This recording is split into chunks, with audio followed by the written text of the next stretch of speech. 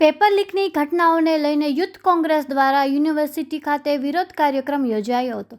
કાર્યકરોએ પરીક્ષાઓમાં પારદર્શિતા લાવવા અને જવાબદારો સામે કડક કાર્યવાહી કરવાની માંગ ઉઠી હતી। વિદ્યાર્થીઓના ભવિષ્ય સાથે ચેડા કરતી પેપર લીક જેવી ઘટનાઓ સામે સરકાર કડક પગલાં ભરે તેવી માંગ સાથે યુથ કોંગ્રેસે સૂત્રોચ્ચાર પણ કર્યા હતા। વધુ સચોટ માહિતી માટે બન્યા રહો મોરબી ન્યૂઝ સાથે। આજે સૌરાષ્ટ્ર યુનિવર્સિટી ખાતે એક અમે શાંતિ હવનનું આયોજન કરેલું છે।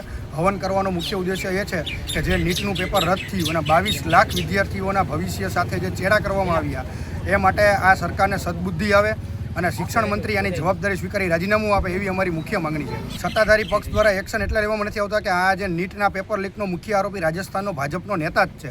એટલે ક્યાંક ને ક્યાંક તમે જુઓ તો જે 89 વખત પેપર લીક થયા છેલ્લા 10 વર્ષમાં, તો એમાં મુખ્ય સૂત્રધાર ક્યાંક ને ક્યાંક ભાજપના નેતાઓની હારે જ નીકળે છે।